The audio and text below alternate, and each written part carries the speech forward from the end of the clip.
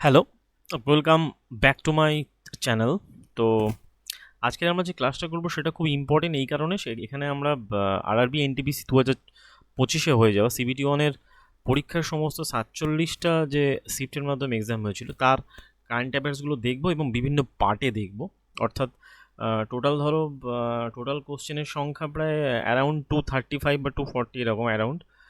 তো 235 অথবা 240 কাছাকাছি। তো এবং তার মধ্যে অনেক কোশ্চেন যে ঠিক আছে রিপিট আছে, তো সেখানে আমরা চেষ্টা করছি ডেলি তোমার 25+ অথবা 25 বা 30 মাধ্যমে। তো এই ভিডিওতে আমরা 25টা কোশ্চেন দেখছি এবং উইথ ডেট এবং কত এবং কতজন অ্যাটেন্ড করেছে, মানে ভুল অ্যাটেম্প করেছে না না ঠিক অ্যাটেম্প করেছে তার পার্সেন্টেজটাও আমরা দেখবো এই ভিডিওর মাধ্যমে। আর এরকম মোটামুটি ডেইলি আমরা চেষ্টা করছি যে 7 দিনের মধ্যে এটা টোটাল কমপ্লিট করার। যদি আমরা 25টা করে কমপ্লিট করি, 225 যদি হয়, আমার মোটামুটি 7 দিন তো লাগবেই, যেখানে আমরা মোটামুটি 7 থেকে 8 দিনের মধ্যে আমরা এটা কমপ্লিট করতে পারবো। এক সপ্তাহের মধ্যে আমরা এটা কমপ্লিট করতে পারবো 25 করে কোশ্চেন যদি আমরা দেখি। তাতে কি হবে, এই ভিডিওগুলো মানে ভিডিওর যেমন যে তোমরা কোশ্চেন্সগুলো যেমন দেখছো তার সাথে অনেক আপডেটেড ম্যাটেরিয়ালসও এর মধ্যে থাকবে, যেগুলো আমি ব্যাখ্যা করার চেষ্টা করব, যেমন যেগুলো আপকামিং এক্সামিনেশানে খুবই গুরুত্বপূর্ণ ভূমিকা পালন করবে। আর মান্থ ওয়াইজ যদি বলো যে মান্থের মানে কোন মান্থের কোন কোশ্চেনগুলো এই পরীক্ষাতে এসেছে, সেই মান্থগুলোকে আমি হাইলাইট করা হয়েছে মানে কোশ্চেনের প্রথমেই, যাতে সেটা চোখে পড়ে। এবং সেই জন্য আশা করি ভিডিও তোমাদের ভালো লাগবে। চলো তাহলে ভিডিওটা শুরু করা যাক, লেটস স্টার্ট। তো প্রথমে চলে আসছে যেটা, তো যে বলা হচ্ছে যে question number 1 January 1 number question চলে আসছে জানুয়ারি 2025-এ। Which Indian state came under the president rule due to ongoing ethnic violence and resignation of his chief minister. তাহলে বলছে যে 2025 সালে জানুয়ারি মাসে ভারতের কোন রাজ্যের মুখ্যমন্ত্রী তিনি পদত্যাগের পর জাতিগত হিংসার কারণে তিনি পদত্যাগের পর রাষ্ট্রপতি শাসনের সূচনা হয়। কোন রাজ্যে হয়েছিল? অ্যান্সারগুলো আমি এখানে, এগুলো যেহেতু ওই যে ঠিক রেলওয়ের যে অ্যান্সার কি দিয়েছিল সেই অ্যান্সার কি ওয়াইজ অ্যান্সারগুলোকে করা, জাস্ট মার্ক করা। সুতরাং এগুলো তোমাদের যাতে ভিডিওটা খুবই কম সময়ের মধ্যে কমপ্লিট করতে পারি এবং উইথ ডেটা দিয়ে কমপ্লিট করতে পারি সেটা। তো ভারতে আমাদের যে 3 ধরনের হয়, বলা হয় মানে এমার্জেন্সি হয়, এবং 3 ধরনের এমার্জেন্সির মধ্যে আর্টিকেল 352, যেটাকে বলা হয় আর্টিকেল 356 এবং আর্টিকেল 360। তার মধ্যে আর্টিকেল 360-কে বলা হয় ইকোনমিক্যাল এমার্জেন্সি। আর্টিকেল 356 যখন কোনো রাজ্যে পার্টিকুলার কোনো রাজ্য যখন তার শাসন ব্যাহত হয়, মানে তার যে অ্যাডমিনিস্ট্রেশন ভেঙে পড়ে বা সেখানে পরিস্থিতি এমন তৈরি হয় যেখানে আর সেই রাজ্য সরকার মানে সেই রাজ্য দেখতে পায় না, তখন রাষ্ট্রপতি সেই দায়িত্ব নেয়। আর আর্টিকেল 352-কে বলা হয় ন্যাশনাল এমার্জেন্সি। এটাকে বলা হয় এমার্জেন্সি ন্যাশনাল এমার্জেন্সি।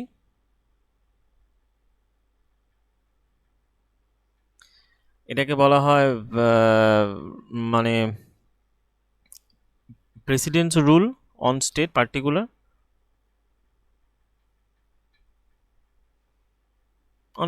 স্টেট। আর এটাকে বলা হয় ইকোনমিক্যাল ইমার্জেন্সি। যদিও আমাদের ভারতবর্ষে কখনো এখনো ইকোনমিক্যাল ইমার্জেন্সি হয়নি, ইকোনমিক্যাল ইমার্জেন্সি আমাদের ভারতবর্ষে হয়নি এখনো পর্যন্ত। ঠিক আছে, এরপরে যেটা চলে আসছে যে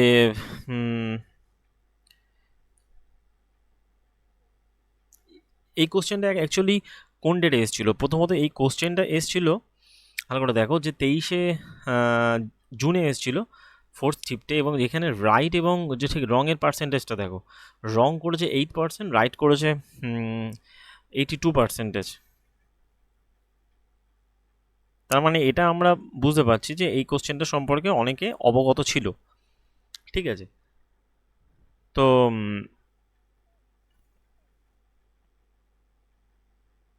এরপরে যেটা এর এর অ্যাকচুয়ালি হ্যাঁ এমার্জেন্সির ব্যাপারে যেটা বলবো সেটা কি, যে এমার্জেন্সি অ্যাকচুয়ালি যেটা কোন দেশের যখন সংবিধান যখন তৈরি হয়, কোন দেশের সংবিধান থেকে এটা যেটি গৃহীত হয়েছিল, এটা অ্যাকচুয়ালি জার্মানি মানে ওয়েস্টমিনস্টার বলা হতো একে, ওয়েস্ট জার্মানি তখন ছিল। যাই হোক, বাদবাকি অপশানগুলো কোনোটাই হবে না। তার মানে অ্যান্সার আমরা প্রথম দেখলাম কি, জানুয়ারি 2025-এ ভারতের কোন রাজ্যে মুখ্যমন্ত্রীর পদত্যাগের পর জাতিগত মানে হিংসার কারণে পদত্যাগের পর রাষ্ট্রপতি শাসনের যেটিকে বলা হয় সূচনা হয়, সেটা অ্যাকচুয়ালি অপশানস কী হবে? অপশান হবে মণিপুর। এটা পড়েছিল কবে? 23/6/2025-এর লাস্ট শিফটে পড়েছিল, যেখানে 82% ক্যান্ডিডেট রাইট করেছে, রং করেছে 8.24%।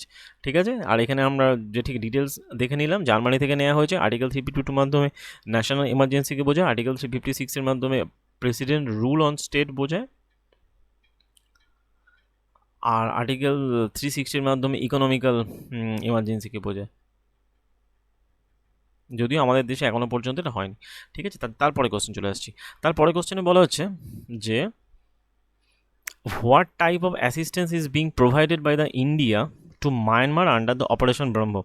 তো ভারতে যখন অপারেশন ব্রহ্ম মানে ভারত যে অপারেশন ব্রহ্ম বলে যে একটা অপারেশন চালু করেছিল, সেটা অ্যাকচুয়ালি কোন দেশের এমার্জেন্সি মানে কোন দেশে সহযোগিতার করতে। তো এই অপারেশন ব্রহ্মটা ভারত চালু করেছিল যখন মায়ানমারে যখন হয়েছিল, যেটি ভূমিকম্প হয়েছিল মায়ানমারে। তো তার জন্য অ্যাকচুয়ালি কোন কোন ক্ষেত্রে সাহায্য করেছিল? তো only financial assistance, disaster material relief, humanitarian assistance, search and rescue team, নাকি অ্যাকচুয়ালি বলা হচ্ছে যে ওই অনলি মেডিকেল অ্যাসিস্ট্যান্স, না অনলি ফুড? তো এখানে অ্যান্সার হচ্ছে কোনটা? অ্যান্সার হচ্ছে বিটটা, যেখানে অ্যাকচুয়ালি সাহায্য করেছিল। তো এটা অ্যাকচুয়ালি এসেছিলো কবে? 6 মানে অর্থাৎ জুন মাসের 6 তারিখে ফার্স্ট শিফটে এসেছিলো। মানে সেকেন্ড ডে, যেটা অ্যাকচুয়ালি 5 তারিখ থেকে তো এক্সাম শুরু হয়েছিল, সেখানে 82% রাইট করেছে এবং রং করেছে 4%। এইবারে যে টোটাল ক্যান্ডিডেটের এটা ডেটা অনুযায়ী করছি আমরা, যেহেতু আরআরবি অ্যান্সার কি ওয়াইজ, আরবি বোর্ডে অ্যান্সার কি ওয়াইজ এখানে ব্যাখ্যাটা করছি। যাই হোক, এখানে আর কটা জিনিস উল্লেখযোগ্য, যে তারা অপারেশন ব্রহ্ম তো এখানে হলো, যে ঠিক রিসেন্ট যে অপারেশন একটা হয়েছিল, সেটা টার্কিতে একটা অপারেশন করেছিল ভারত, সেটার নাম ছিল অপারেশন দোস্ত। অপারেশন দোস্ত ভারত যে ঠিক কোথায় করেছিল? এটা একটু টার্কি মানে তুর্কিতে যখন ওই ভূমিকম্প হয়েছিল, সেখানে হেল্প করতে ভারত করেছিল অপারেশন দোস্ত। আর কয়েকটা অপারেশন এখানে জেনে রাখা দরকার, যেমন অপারেশন সিন্দুর তো জানোই। এছাড়া অপারেশন কাগার বলে একটা অপারেশন হয়েছে, যেটা অ্যাকচুয়ালি রিসেন্ট হয়েছিল। অপারেশন কাগার কী জন্য হয়েছে? অপারেশন কাগার মাওস্ট দিয়ে মানে মাওবাদীদেরকে দমন করার জন্য হয়েছিল অপারেশন কাগার। এটা অ্যাকচুয়ালি সম্ভবত ওই সাউদার্ন স্টেটগুলোতে হয়েছিল, বিশেষ করে ওই তেলেঙ্গানা, কর্ণাটক, অন্ধ্রপ্রদেশ, এইসব জায়গাতে যেসব মাওবাদীদের ছিল, southern state of India, southern স্টেটে অ্যাকচুয়ালি এটা সম্পন্ন হয়েছিল। ওকে। আর তারপরে চলে আসছে আরও কিছু অপারেশন, যেমন অপারেশন সংকল্প হয়েছিল, যেরকম ওই পাকিস্তানি এদেরকে বাঁচানোর জন্য, এরকম কিছু ছিল। আর অপারেশন সিন্দুর তো জানোই তোমরা। আর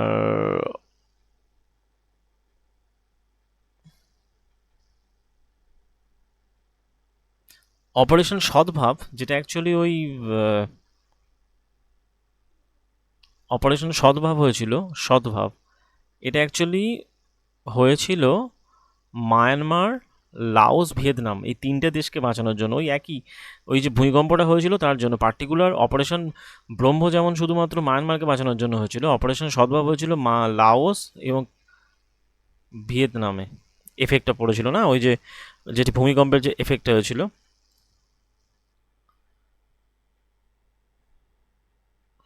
অ্যাকচুয়ালি ওই লাওস এবং ওই ভূমিকম্প না, ওর ওখানে যে একটা সাইক্লোন হয়েছিল, তার নাম ছিল ইয়োগি, সাইক্লোন ইয়াগিতে।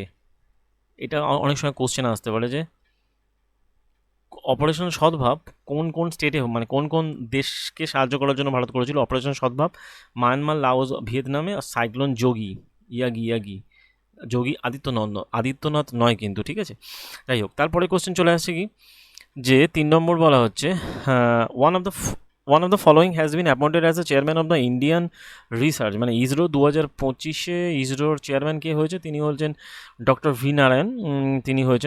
ভি নারায়ণ। এটা অ্যাকচুয়ালি 6 তারিখে হয়েছিল, সেকেন্ড শিফটে হয়েছিল। রাইট 80% দিয়েছে, রং দিয়েছে 8%। ঠিক আছে, এটা তো জানাই কোশ্চেন। এই টাইপের যে অ্যাপয়েন্টমেন্টগুলো থেকে কোশ্চেন আসবেই। এই যেমন বিভিন্ন ইম্পর্টেন্ট যে অ্যাপয়েন্টমেন্টগুলো রয়েছে, যেমন ওই যে আমাদের ডিফেন্স ফোর্সের যে অ্যাপয়েন্টমেন্ট, তারপরে এই যে স্পেস রিসার্চ অর্গানাইজেশন থেকে শুরু করে সিবিআই, আইবি, তারপর ডিআরডিও, এদের যে অ্যাপয়েন্টমেন্টগুলো রয়েছে, এগুলো কিন্তু খুব ইম্পর্টেন্ট, কারণ এগুলো পরীক্ষায় আসার চান্স সব থেকে বেশি থাকে। ঠিক আছে, তাহলে মোটামুটি আমরা জানলাম যে কি ইসরোর চেয়ারম্যানকে ইসরোর চেয়ারম্যান নিযুক্ত হয়েছেন যথাক্রমে V.R. Narayan, doctor V Narayan. আর ভারতের যদি বলে যে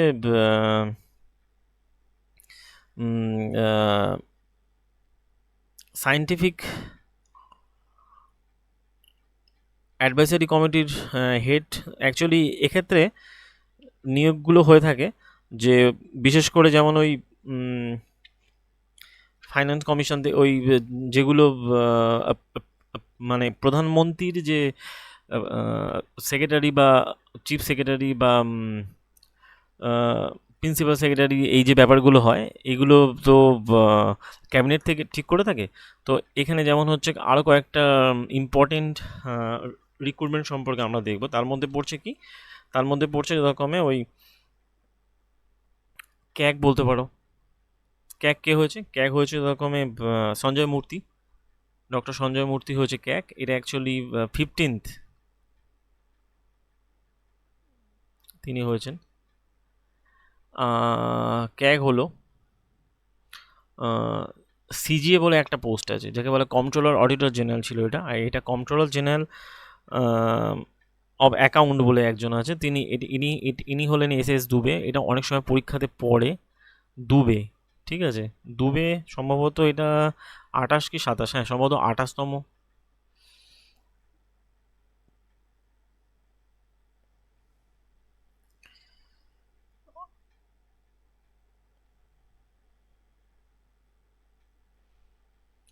এছাড়া তো ওই ইলেকশন কমিশনার, তারপরে আমাদের যে ভিজিলেন্স কমিশনার যাকে বলে CVA, ঠিক আছে, যেমন CVC যেটা ইলেকশন কমিশনার তো হয়েছেন যথাক্রমে ওই জ্ঞানেশ কুমার।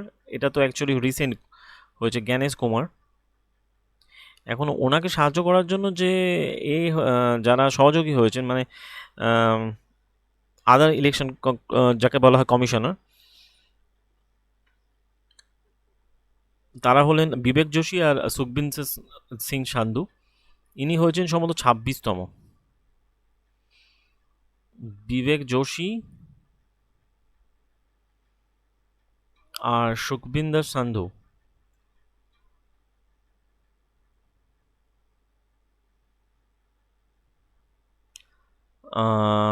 এটা হয়ে গেল ইলেকশন কমিশনার ইসি। হ্যাঁ, যেটা বলছিলাম সিভিসিটা হয়ে থাকে, সিভিসি হয়েছে যথাক্রমে প্রবীণ কুমার শ্রীবাস্তব।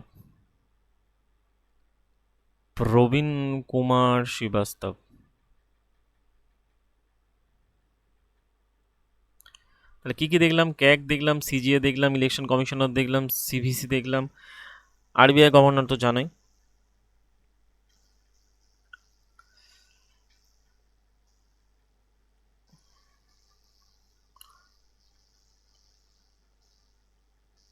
সঞ্জীব মালহোত্রা সম্ভবত। যাই হোক, মোটামুটি আমরা এর থেকে দেখলাম, এবং এর পরের কোশ্চেনগুলোতে আরও বেশি করে দেখব কী কী অ্যাপয়েন্টমেন্ট বা যদি এরকম কিছু থাকে। যাই হোক, তাহলে চলো পরেরটা দেখা যায়।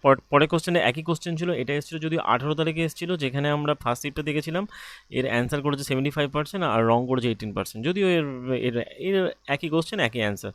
ঠিক আছে, তারপরটা দেখছি 5 নম্বর কোশ্চেন। 5 নম্বর কোশ্চেনে বলা হচ্ছে যে সুপ্রিম কোর্ট, যে in March 2025 what important decision did the supreme court of India make regarding disability 2025।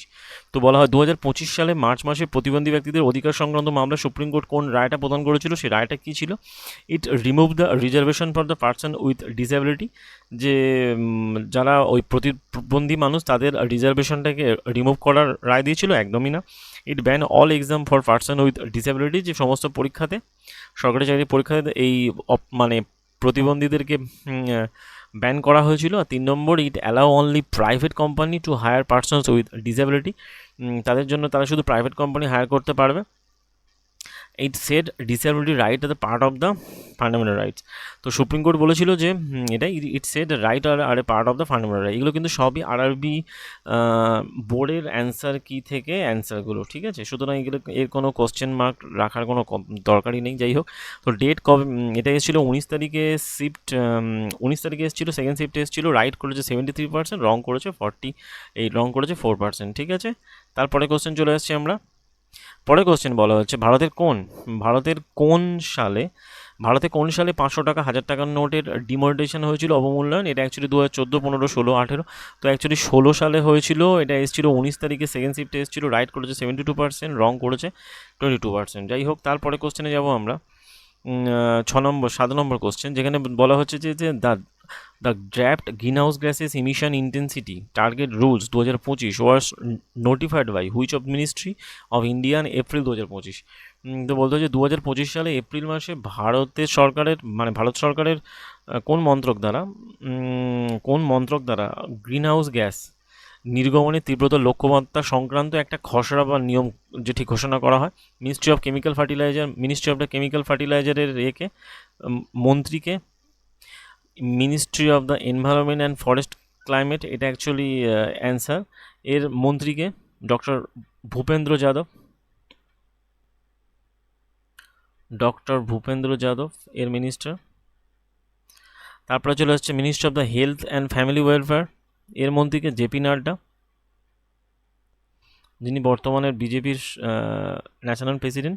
এই কেমিক্যাল ফার্টিলাইজারেরও মন্ত্রী কিন্তু জেপি নাড্ডা, ওকে। আর ministry of the agriculture and farmer welfare এর মন্ত্রীকে শিবরাজ সিং চৌহান, যিনি মধ্যপ্রদেশের মুখ্যমন্ত্রী ছিলেন।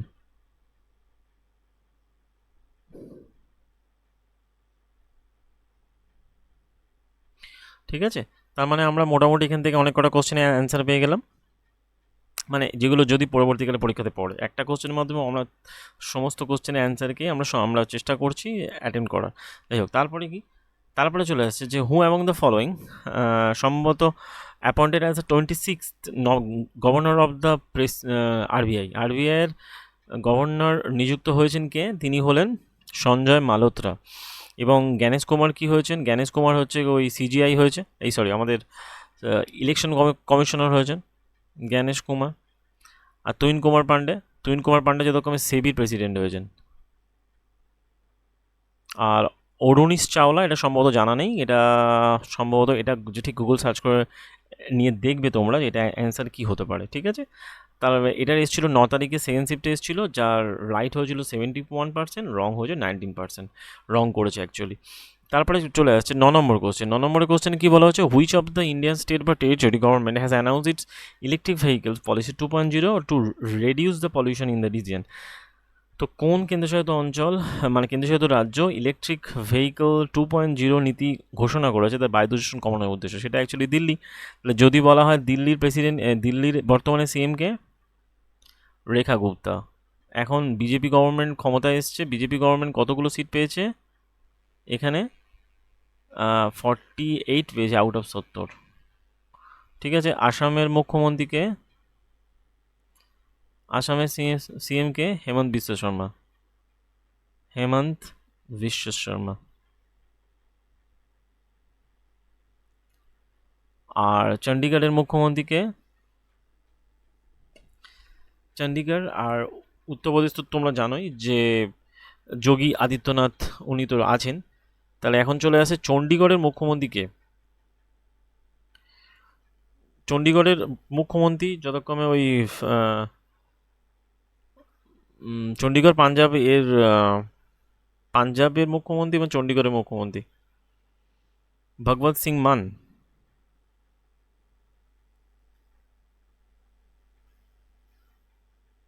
যেহেতু চণ্ডীগড় এবং পাঞ্জাবের রাজধানী হচ্ছে চণ্ডীগড়।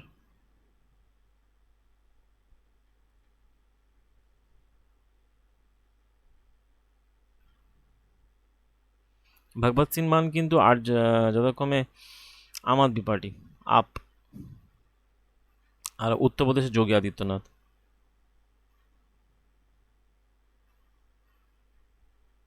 ওকে, তাহলে এটা অ্যাকচুয়ালি এসেছিলো কবে? এটা এসেছিলো এরকমে ওই 17 তারিখে। সেকেন্ড শিফটে এসেছিলো, মোটামুটি ঠিকঠাক করেছে 71%, রং করেছে 13.96%। যাই হোক, তারপরে চলে আসছে 10 নম্বর কোশ্চেন। যে 10 নম্বর কোশ্চেনে বলা হচ্ছে যে ইন হুইচ নায়াব সিং সাইনি।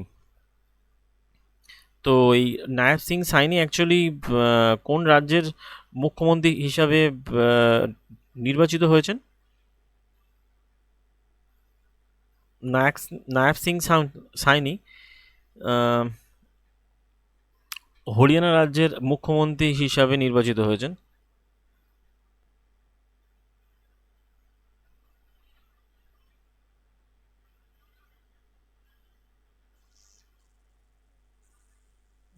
হরিয়ানা কিন্তু বিজেপি শাসিত রাজ্য, যেখানে সম্ভবত 2024 সালে ওই ইলেকশন হয়েছিল।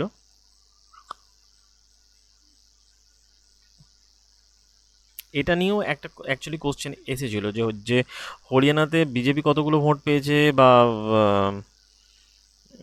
কতগুলো ভোট পেয়েছে, কংগ্রেস কতগুলো ভোট পেয়েছে, এরকম অ্যাকচুয়ালি পদও এসেছিলো। সেই জন্য আমরা এই সংখ্যাগুলো দেখছি। যেমন হরিয়ানায় যখন ভোটটা হয় হরিয়ানাতেও কিন্তু 48টা মতো সিট পেয়েছিল বিজেপি। হরিয়ানাতে 48টা সিট পেয়েছে। কংগ্রেস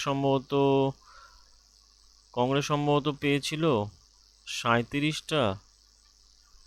ওই একসাথে সব ভোটগুলো হলো না, ওই যে আর আলাদা আলাদা মনে হয় আর পেয়েছিল সম্ভবত 2-3টে করে, মানে টোটাল আউট অফ 90টা সিটের মধ্যে আদার 2-3টে এরকম পেয়েছিল আর কি। এখানে কতগুলো হচ্ছে, এই তো যা হচ্ছে আর কি সংখ্যাটা, এরা এইভাবে এই 37টা পেয়েছে। যাই হোক, তাই 37 এখানে 85, 95টা হয়ে গেল। তাহলে নায়াব সিং সাইনি হয়ে গেল।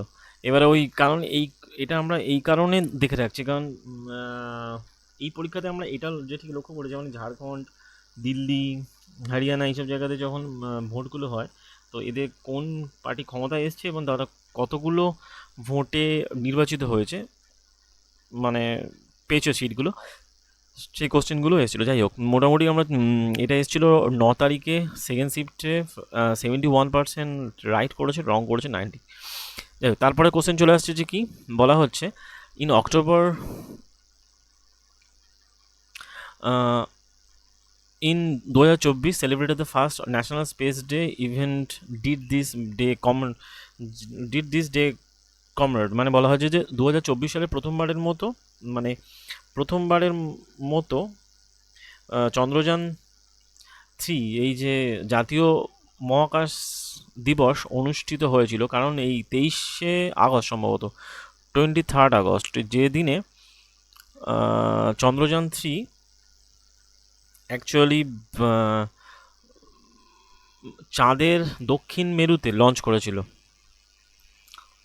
সাউথ পোলে, এবং যেটা অ্যাকচুয়ালি একটা বিরল ঘটনাগুলোর মধ্যে অন্যতম। অ্যাকচুয়ালি 2023-এ লঞ্চ করেছিল, সেই জন্য 2024-এ সেই ঘটনাটা হলো।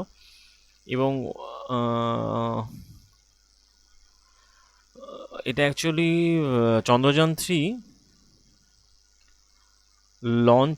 চন্দ্রযান-3 অ্যাকচুয়ালি লঞ্চ হয়েছিল 2023-এর সম্ভবত জুলাইয়ের 14 বা 15 তারিখ, 14ই জুলাই। অর্থাৎ ভিডিও আমরা করছি যেমন আজকের 16 তারিখ, তো সেখানে এটা লঞ্চ হয়েছিল 14ই জুলাই। মানে যেমন এটা আজকের জুলাই মাসের 16 তারিখ, এরকম 2 বছর আগে লঞ্চ হয়েছিল।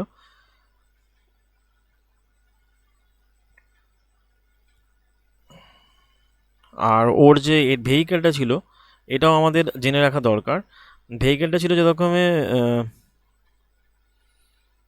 সম্ভবত LVM, এর ভেহিকেলটার নাম ছিল LVM-3, মানে লঞ্চ ভেহিকেল মার্ক 3 ছিল, রকেট লঞ্চ ভেহিকেল ছিল মার্ক 3, যেটা অ্যাকচুয়ালি জিএসএলভি মার্ক 3 অ্যাকচুয়ালি বলা হয়, জিএসএলভি মার্ক 3, জিএসএলভি M3, ঠিক আছে, এর নাম ছিল এটা। তাহলে মোটামুটি আমরা এখান থেকে কমপ্লিট করলাম যে কেন পালন করা হয় 23শে আগস্ট 2023-এ। অ্যাকচুয়ালি ওই লঞ্চ করেছিল কোথায়? নর্থ পোলে, মুনের সাউথ পোল, সাউথ পোলে ল্যান্ড করেছিল, সেই জন্য 2024 সালে 23শে আগস্ট ওই দিনটাকে পালন করা হয়েছিল ন্যাশনাল স্পেস ডে। ওকে, তারপরে চলে আসছি আমরা 13 নম্বর কোশ্চেন। বলা হচ্ছে হু among the following has been appointed 26 election commissioner. এই যে বললাম 26 ইলেকশন কমিশনার মধ্যে কে পড়ে যাচ্ছে, আমাদের জ্ঞানেশ কুমার 26 ইলেকশন কমিশনার, আর সঞ্জয় মালহোত্রা হচ্ছে কি আরবিআই প্রেসিডেন্ট হয়েছে, আর ভিনীত যোশী এবং Ashish Naithani, Ashish Naithani actually judicial officer হিসেবে কাজ করে। যাই হোক, এই দুটো অতটা ইম্পর্টেন্ট নয়, সেই জন্য মোটামুটি এই দুটো অপশান আমরা জেনে রাখলাম। তো এটা এসেছিলো 17 তারিখে এসেছিলো, থার্ড শিফটে এসেছিলো, 63% রাইট করেছে, রং করেছে 26%। ঠিক আছে, তারপরে কোশ্চেন চলে আসছি আমরা 14 দাগেরটা। March 2025 India successfully tested a high-energy laser-directed weapon system, becoming the fourth nation globally to achieve this feat. And which country has previously developed such system? 2025 সালের মার্চ মাসে ভারত এক শক্তিশালী লেজার নির্দেশিত অস্ত্র দ্বারা সংগঠিত পরীক্ষায় বিশ্বের চতুর্থ দেশ হিসেবে সফলভাবে সংগঠিত করলো। এবং বাকি তিনটে দেশ কী কী ছিল? বাকি তিনটে দেশ হলো রাশিয়া, ইউএসএ এবং চায়না। এই কোশ্চেনটা এসেছিল 11 তারিখের ফার্স্ট শিফটে। অ্যান্সার করেছে যেরকম যে রাইট অ্যান্সার করেছে 62, রং করেছে 11%, আর বাদ বাকি স্কিপ করেছে। তারপরে চলে এলো মার্চ 2025-এ লঞ্চ অপারেশন ব্রহ্ম সম্পর্কে আমরা আগেও পড়েছি, ওখানে অনেক অপারেশন সম্পর্কে ডিটেলস বলে দিয়েছি। যাই হোক, এটা ওই ডিভাস্টেটিং আর্থকোয়েক হয়েছিল এতে। আর অপারেশন দোস্ত বললাম কোথায়? অপারেশন দোস্ত হচ্ছে টার্কি।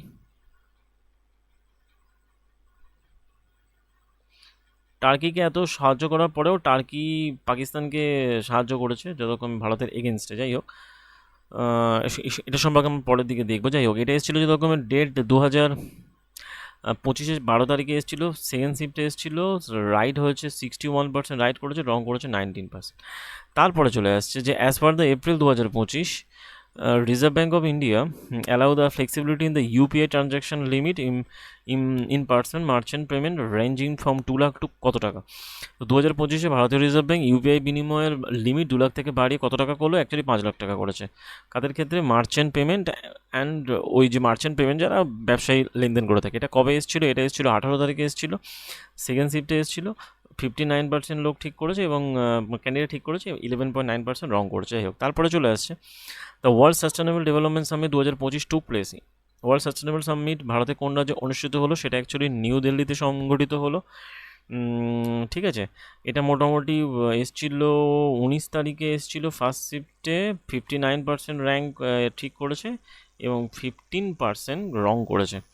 তারপরে চলে আসছে 18 দাগের কোশ্চেন। বলা হচ্ছে যে who among the following assume charge of the comptroller auditor general. ওই যে তখন আমরা বলছিলাম যে কম্পট্রোলার অডিটর জেনারেল হিসেবে শপথ গ্রহণ করেছে কে সঞ্জয় মূর্তি। তিনি কততম হয়েছেন? সঞ্জয় মূর্তি 15তম কম্পট্রোলার জেনারেল হয়েছেন। আর যদি বলে আরবিআই প্রেসিডেন্ট কত হয়েছে? 26তম হয়েছে। তুহিনকান্ত পান্ডে কী হয়েছেন? সেবির প্রেসিডেন্ট হয়েছেন, সেবির চেয়ারম্যান।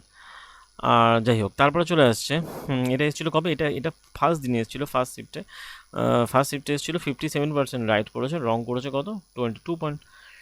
তারপরে চলে আসছে যে according to the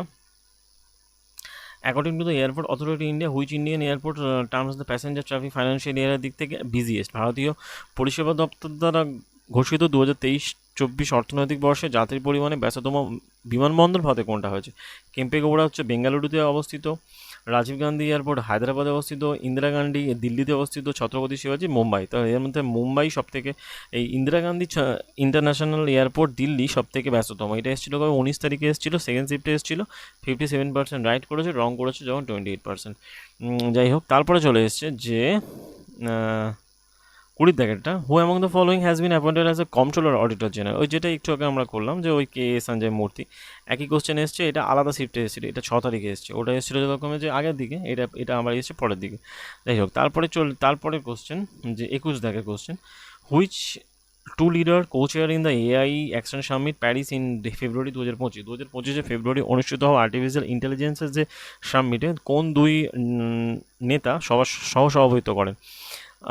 Olaf Scholz যিনি জার্মানির, জিনপিং চায়নার, ঋষি সুনাক ইউকের ছিলেন, নরেন্দ্র মোদি ভারতের, Joe Biden, Emmanuel Macron and Indian Narendra Modi. তো এটা এসেছিল 10 তারিখে এসেছিল, লাস্ট শিফটে এসেছিল 56% ঠিক করেছে এবং রং করেছে 14%, হয়ে গেল। তারপরে চলে আসে 22 দাগের কোশ্চেনে কি বলা হচ্ছে যে in March 2025 Indian government passed the Waqf Amendment Act and leading the nationwide protest. তো which organization led the protest calling it unconstitutional, undemocratic? তো ওই অসাংবিধানিক বলে যেটি ঘোষণা করেছিল কোন ভারতীয় সংস্থা, মানে মুসলিম সংস্থা? Imarat e Sharia, Jamiat Ulema e Hind, all India Shia personal board, না all India Muslim personal board law board?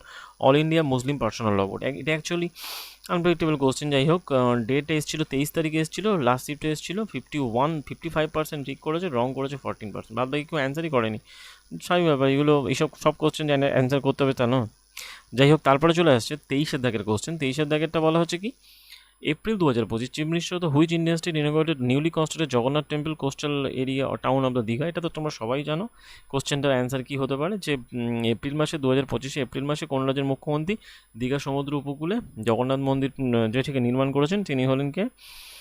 Jagannath মন্দির ওয়েস্ট বেঙ্গলে। 23 তারিখে এসেছিল, একদম লাস্টের দিকে শিফটে, লাস্ট 23 তারিখে, মানে 24 তারিখ মতো লাস্ট ছিল, 23 তারিখে এসেছিলো এবং এটা 53% রাইট করেছে, রং করেছে অ্যাকচুয়ালি 33%। অ্যাকচুয়ালি ওরা এর অ্যান্সারটা দিয়েছিল ওড়িশা, যদিও এটা কিন্তু ওড়িশা হবে না, ঠিক আছে। যাই হোক, তারপরে কোশ্চেন যেটা, যে 24-এরটা, where was the world sustainable development summit WSDS held? তো ইন মার্চ 2025। তো ওয়ার্ল্ড সাস্টেনেবল ডেভেলপমেন্ট সামিট 2025 মার্চে কোথাও অনুষ্ঠিত হলো? New Delhi, Hyderabad, Bengaluru, Mumbai. Actually answer হবে কি? অ্যান্সার হচ্ছে নিউ দিল্লিতে অনুষ্ঠিত হলো এবং এটা 12/6-তে অনুষ্ঠিত পরীক্ষা হয়েছিল, এসেছিলো ফার্স্ট শিফটে। 53% রাইট করেছে, 12% রং করেছে। এরপরে যেটা আমরা দেখবো সেটা লাস্ট কোশ্চেন আমাদের, মানে আমরা যেহেতু পার্ট 1-এর মাধ্যমে আমরা 25টা কমপ্লিট করছি সেখানে। তো which Indian state experience violent classes resulted multiple injury demand to remove the tomb of the Mughal empire Aurangzeb?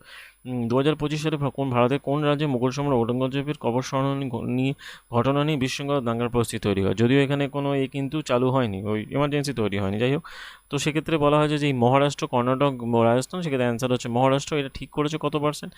13 তারিখে এসেছিলো, লাস্ট শিফটে এসেছিলো, ঠিক করেছে 53%, রং করেছে 31%।